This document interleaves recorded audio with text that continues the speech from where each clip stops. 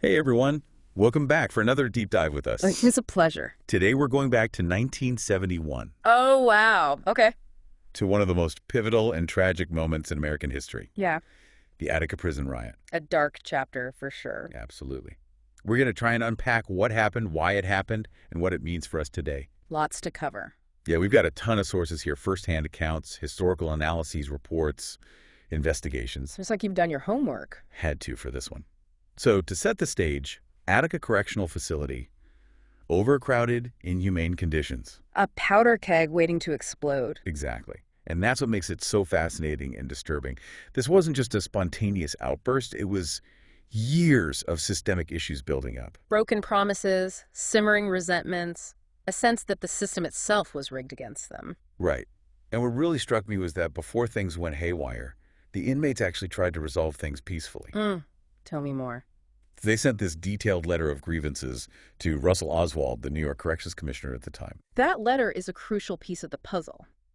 It lays out their demands, better living conditions, an end to abuse access to education, things that frankly should be afforded to anyone regardless of their incarcerated status. And for a moment, it seemed like there was hope.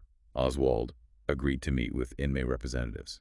Giving them a sense that maybe, just maybe, someone was listening. Yeah, but then he backs out of the meeting Oh, wow. and instead sends a pre-recorded message. Can you imagine the feeling of betrayal? I can't even fathom it. After all that effort to articulate their grievances, to try and find common ground. And they get a pre-recorded message? That's a slap in the face. It really is. It's like their worst fears were confirmed.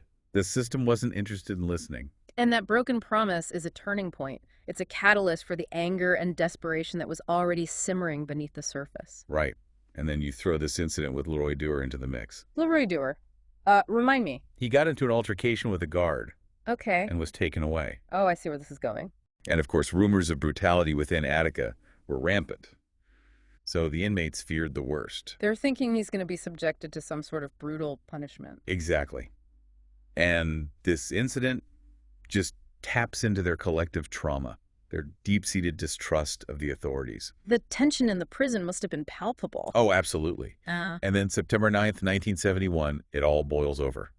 The riot erupts. and everything changes. Prisoners seize control parts of the prison. They're taking hostages, demanding to be heard. A full-blown uprising. It's chaos. But what's interesting is that even in the midst of this violence, there's a surprising level of order emerging.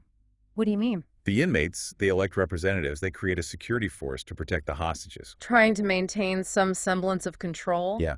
And they draft a list of 33 demands they want met. 33 demands. That's quite a list. It is. It shows how organized they were. And their demands, they weren't just about better food or more yard time. They were fighting for basic human rights, dignity, and end to abuse. So it was about more than just improving their living conditions. It was about a fundamental recognition of their humanity. Exactly. So now they've taken control.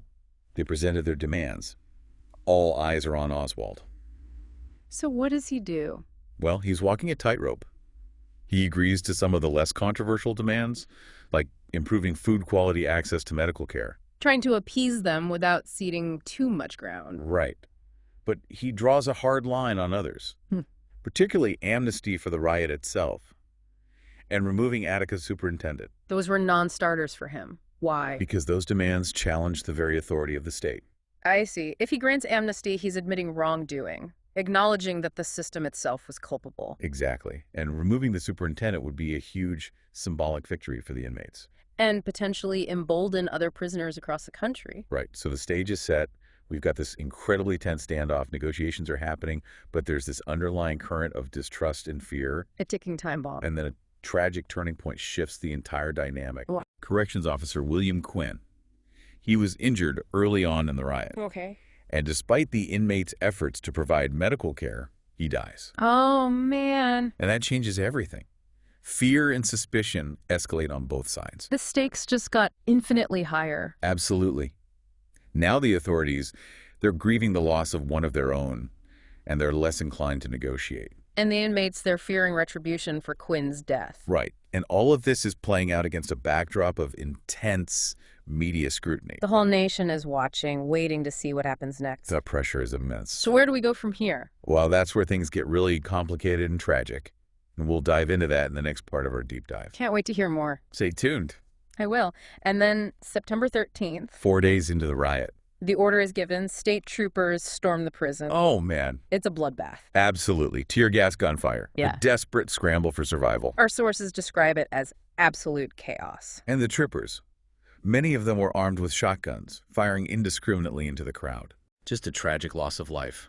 Inmates hostages, caught in the crossfire, victims of a system that failed to protect them. It's hard to even grasp the magnitude of it all. And what makes it even more disturbing is that there were attempts to cover up the extent of the violence. To shift the blame onto the inmates. Exactly. The official narrative painted this picture of savage rioters brutally murdering the hostages.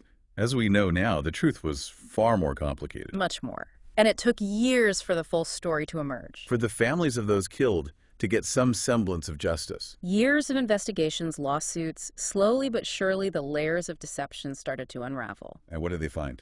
That many of the hostages were actually killed by the state troopers' gunfire, not by the inmates. Wow, the very people sent in to restore order were responsible for such a tragic loss of life. It's a chilling reminder of the dangers of unchecked power, the importance of holding those in authority accountable for their actions. Attica became a symbol, didn't it? Yes, a rallying cry for change. It forced America to confront the inhumane conditions, the systemic injustices, the brutal realities that existed within its prisons. It sparked a national conversation about the purpose of incarceration, the need for rehabilitation, the fundamental rights of prisoners. Did things actually improve in the aftermath of Attica? Well, that's a complicated question. Attica didn't single-handedly solve the problems within the prison system. But it did serve as a catalyst. It pushed the issue into the national spotlight, forced lawmakers and the public to acknowledge that things had to change. So some progress was made. Yes. In the years following Attica, there was a surge in activism and legal challenges aimed at improving prison conditions. So there were some tangible changes. Some states implemented reforms, increased oversight, better health care, expanded educational opportunities for inmates. But you're saying that even with these reforms, the issues that led to Attica, the overcrowding, the lack of resources, the systemic inequalities, are still prevalent in many prisons today. I am. The fight for prison reform is far from over.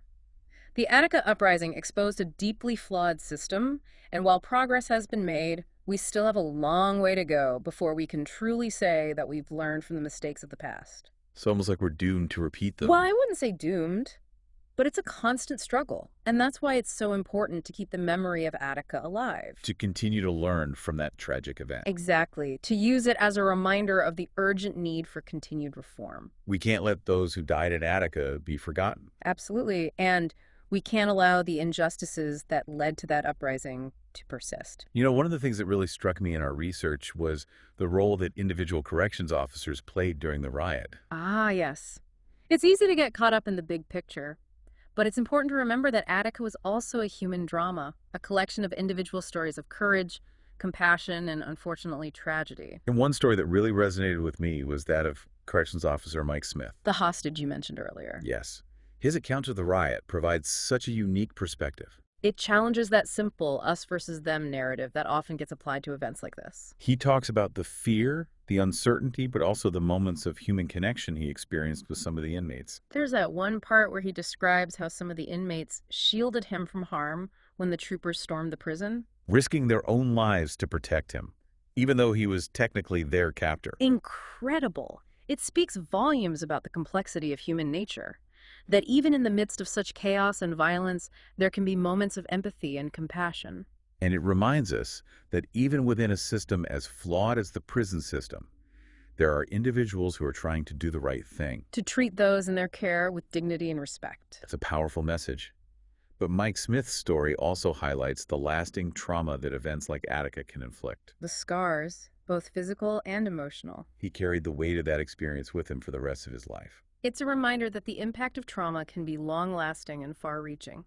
And that healing takes time, support, understanding. Mike Smith's story is just one of many that emerged from Attica. But it serves as a powerful reminder that even within the darkest of chapters, there can be glimpses of humanity. Resilience, hope for a better future. It's a story that deserves to be heard and remembered. Just as we should remember and learn from the Attica uprising itself. It's about connecting with the human dimension of this event. Understanding that behind the headlines and the political debates, there were real people whose lives were forever changed by what happened at Attica. And by understanding those individual stories, by acknowledging the complexities and the nuances, we can begin to grapple with the larger issues at play. And work towards a future where something like Attica never happens again. That's the goal. You know, it's amazing, isn't it? What's that?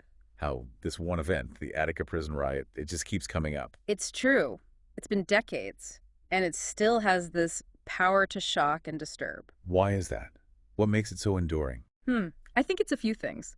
The sheer scale of the violence, the loss of life, the attempts to cover it up, that all adds to the outrage. But beyond that, Attica exposed something really fundamental about our idea of justice. What do you mean? Well, it challenged this notion that people who are incarcerated are somehow less deserving of basic human rights, less human even. It forced us to see that prisons, they're not just about punishment. They also hold a moral responsibility for the people inside. So it's not just about improving conditions, it's about a whole different way of thinking about prisoners. Exactly. Attica showed us that when you dehumanize people, brutalize them, it comes back to haunt us. It undermines society as a whole. And that's a lesson we're still learning. We are. It's a constant struggle. So many questions come up. How could a system designed for rehabilitation turn into a breeding ground for violence? Like, where did things go so wrong? That's the heart of it, isn't it? And what's our responsibility to make sure that instead of perpetuating abuse, the system actually helps people? Heavy stuff. It is. But we can't let Attica fade from memory. It has to be a call to action, a reminder to keep pushing for reform. For those who want to learn more, where should they start? Just search for Attica Prison Riot online. You'll find firsthand accounts, documentaries, historical analyses. It's all there. Different perspectives on this one pivotal event. Take the time to learn, reflect, challenge your own assumptions about justice punishment, what it means to rehabilitate someone. Because understanding the past, That's how we build a better future. a future where justice is truly served, where everyone is treated with dignity and respect, no matter what. That's the legacy we should strive for, not just for Attica, but for all of us. Well said. That's all the time we have for today's deep dive. As always, it's been a pleasure. Until next time, folks, keep learning, keep questioning, and most importantly, keep the conversation going.